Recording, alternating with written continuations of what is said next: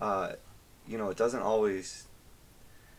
It's sometimes it's better to just go the distance and get the good stuff, and especially when it comes to transfers, because you've already spent so much time and so much effort painting the entire thing, and it's ready to go and perfect and completed. And then last thing you want to do is have a headache messing around with the transfer, because you cheaped out on a little bit of micro sol and micro set, because essentially, depending how much you paint, I mean, it's like one of those things where you buy one set of it for $20 and you literally have it for your entire modeling life or until expiration, which I don't know if there's an expiration. I might have made that up.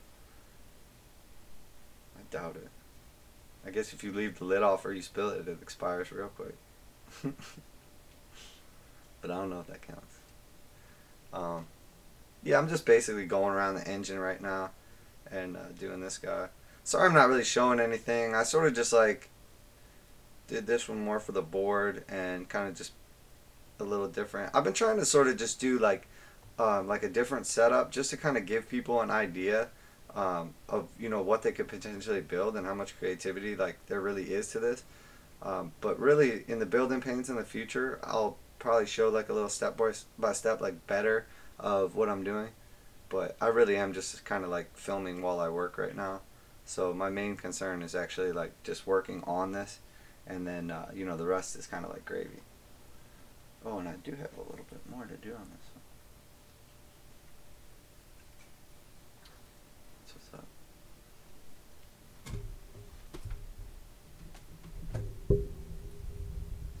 Slide that up a little bit. There we go. Yeah, so I'm just going through and doing the Nuln oil on all these spots. I like to apply it like fairly heavy. You want it to look good down in there and cover real nice and everything. But at the same time, I always go back through with all my shades or washes and, basically like pull any extra that's like pooled up. And I just like soak it up with my brush basically and get it back off the model. Or like I'll spread it back out. But you don't want to keep messing with it while it starts to dry. Like you can mess with it for a little bit when it's on there and everything. But as it starts to dry, and same with just regular paint, you don't want to keep pulling and pushing on it and everything, because that's what causes it to kind of like clump up and look like rough texture. Because as it's starting to dry, like there's like a film starting to form on the most outer layer, and then you're like tearing that film, and then essentially like moving around and spreading it, and then as that film is like drying, now it's all clumpy because you tore it and moved it around, etc., etc. So you don't really want to touch, after you paint an area, you don't want to touch it again until it's completely dry, unless you're doing something like wet blending or something like that, where you're specifically manipulating it while it's wet. But the goal here is, if you're not intending to mess with it while it's wet, don't mess with it while it's wet. Go on to a different part of a different model or whatever the case may be, and then be patient and come back when the time's right, because you're going to get so much better of an effect if you do it like that. That's like when I do like a blending technique or something like that. Say I'm gonna, like, for instance, blend this dark red into like a red or a blood red, like brighter one. What I basically would do is I'll lay down the initial color, a nice coat, but still keep it thin so you get good coverage and everything. And then I'm gonna come through with a wash after that and just darken up the edges, and it kind of cleans everything up and makes it all like uniform and gives it a little depth. And then I'll come back through with the initial color again, because now that color is going to be a little darker from whatever shade I used. So I come back with the initial color again, so now you essentially have two versions of that color. You have the original color, and then you have like the color with the shade added to it. But a lot of times you'll get a third color too, because it's like the actual shade itself down in the cracks is like real dark. So now you have like 3 layers of depth. So then what I'll do is a 50-50 mix between the next 2 colors. Like, so if it's the blood red and the corn red or whatever. So now I have that color mixed in. I'll just do like a light thinner layer and just paint over that, so it gives me like a nice blend. And then finally I'll just do like a at the very end I'll do like a highlight in just like that blood red or whatever. And by the time it's all said and done, you end up with essentially like, I mean, it's really endless colors, but you have at least like 5 different colors in there, like tones or shades that are clearly visible when you take the time and look at them. And that's the type of thing I think where your eye really picks that up, even if you don't consciously like realize it right away. You know, when you look at it, your eye sees like all that color and just sees like the depth of like darkness. We always talk about that with the zenithal lighting. The reason it looks so good is you're not just seeing like black down in those cracks. You're getting like that full like blue depth, because like, you know, blue has all that other color in it, as opposed to like, you know, just black is black. It's just dark. But if you have like a, you know, a real black or a dark purple or brown or whatever you're, you know, whatever you're using to add depth to that black, it's going to look so much better because your eye sees it and sees like the multiple colors that were put into it to make that color, rather than just seeing, you know, jet black. That's it. So it is important, I think, to add a little bit of stuff. You know, whether you're trying to like warm it up or cool it down. I mean, I try to cool down the shadows and kind of warm up the faces and stuff like that. Or, you know, depending on what model you're using. Obviously, it's a little different on tanks and stuff. But there's a lot of just cool little subtle effects that you can get for very little effort or very little extra effort.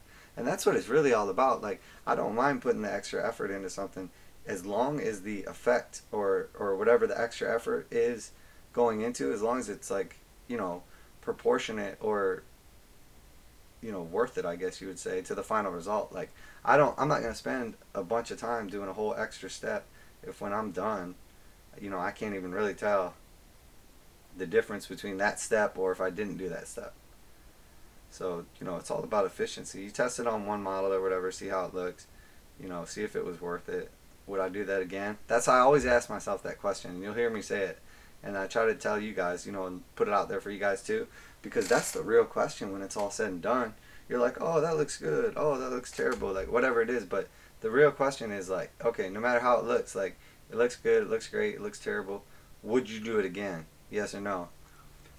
Because in the end, I think that's really what you want to know. Like, you know, whenever I do anything, you always are going to learn something. You're like, okay, for future reference, you know, we talked about in the one video, I'm not going to fix my alternator. I'm just going to pay somebody to do it because it wasn't worth the effort or whatever your situation is. You know what I mean? It might be like, it's not worth cooking dinner. I'm just going to eat fast food every night, you know? And obviously there'd be effects to that as well. Obviously, you probably won't last as long, but we do love them Mickey D's. Alright, so basically just be careful when you're going through, especially after you've already painted a lot of stuff. Like, I did like the gold completely, and then, you know, I basically used like the gold spray, get it laid down. Then I came through with the Reikland Fleshade wash, just to basically like darken it up, get down in the crevices, take the sheen off of it a little bit. And then that kind of gives it like a little bit of a, it takes away the brightness for sure. You got to go back through afterwards, and you want to do just sort of just like a dry brush over any like raised areas of the tank to just kind of bring that bright back out, and kind of get rid of, like, it gives it almost like a foggy look. So you want to go back through and kind of get that foggy look back out of there, so it looks clean again. And then after you do that, you'll end up basically with the gold, how I have it. And then what I'll do after that is I go in and do all the did all the gunmetal, or I'm sorry, Leadbelcher. I always say gunmetal, but I always do the Leadbelcher next. Go through, pick out all the details, you know, nice and clean. I do it so I'm not having to repaint a bunch of stuff. And you know, once you do a bunch of steps like that into creating your gold, the last thing you want to do is mess that gold up, because, you know, it's not, I mean, it's actually not that hard to fix it, but, you know, the goal is obviously never to be working backwards, is what I call it. Like, when I have to fix something, I'm going backwards, and I never want to be going backwards. I'm always going forward, always towards the finish line. So every part of, you know, every step and every process is essentially getting me closer to that finish line. And there's definitely times when you're looking at a model and you've been working on it a ton, and there's still a ton to go, and you're just thinking, this is going to take me the rest of my life. And then, you know, the key is you're just like, okay, well, let's start with this. Let's tackle this project one little bit at a time. And then next thing you know, you break it down into, you know, 5 smaller projects, or just break it down by color, and there's 10 colors you know you got to use, or whatever it is. And then next thing you know, once you break it down, it doesn't seem nearly as overwhelming. But when you're initially looking at it, you're thinking, I'm never going to get this done. Especially if you have a time limit on stuff, it can be very intimidating. And that's sort of like when you have your army out on your desk or your table or whatever the situation is, like, you know, they're sort of like out on display, and you look at them and they're just, I mean, don't get me wrong, they better look cool, but they can be intimidating. Seeing all your plastic models stare you in the eye, begging for that paint job so they can stop rolling ones. Because everybody knows unpainted models roll more ones. No, actually, it's probably the opposite. I feel like as soon as you paint a model up and make him look all awesome and try to take him to the table the first time and he's epic and you put so much work into him, and then bam, hits the tabletop and rolls straight ones. All one everything. Or he dies before you ever get to use him. You're like so excited to use it for the first time. Alright, check that bad boy out. That's looking pretty nice now. Definitely coming along. Obviously like how that Leadbelcher really fills it out. But the red itself, I mean, it picks up, the camera's actually picking up the red really nice, which is not always the case. But it does look great right there. Let's actually just set that down. Yeah. It's definitely a process, though, coming along. But it is definitely a process. But, I mean, there's really not a ton of steps left on these tanks. Once you lay down the main color and get, like, a good depth of the gold and everything, and then, you know, you really go through with the Leadbelcher and do, like, the nice wash on it, you know, you've essentially got it laid down. After that, it's really just coming back through with the accent colors, like typically red, obviously. But I always start, well, I shouldn't say always. I like how they, how these coat. I'm a huge fan of Games Workshop's reds just because the amount of pigment that's in them and everything.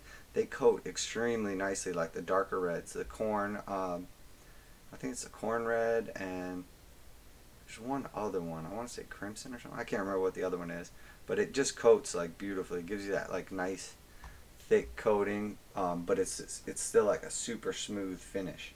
Because some colors just you cannot. Some colors just don't get a great finish for some reason, and red is one of those ones where it's completely hit or miss. Like it either looks great and you get that perfect finish, or it looks absolutely terrible and you know it never looks right, and you end up putting 20 coats down just to get it look decent.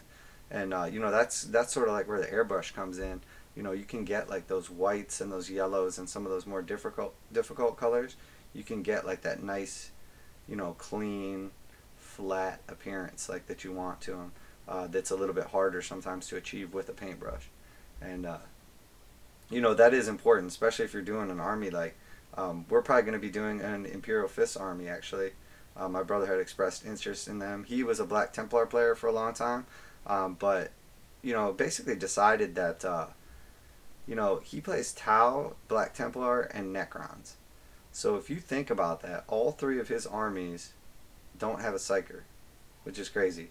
And then the Templars are like, you know, primarily hand-to-hand combat, like straight up, but no psyker. And then the Tau are no hand-to-hand combat, no psyker. And then the Necrons are, they don't have, they're not bad in combat, but they're definitely not a combat-oriented army. And of course, no psychers. So he decided that a while back he got rid of the Templars. They were all older models and everything was kind of getting updated, and we just figured it was probably time. And so we got rid of the Templars and figured down the line, you know, we'd expand back out and get him another Marine army. And now he had expressed, basically, he's always like the Imperial Fist, he was saying. And, you know, again, the yellow is just not the first army that people try to go out and paint. You know, you normally think, man, if I could get it to look nice, I would love to play Imperial Fist. But then you picture the guy that you know that played Imperial Fist, or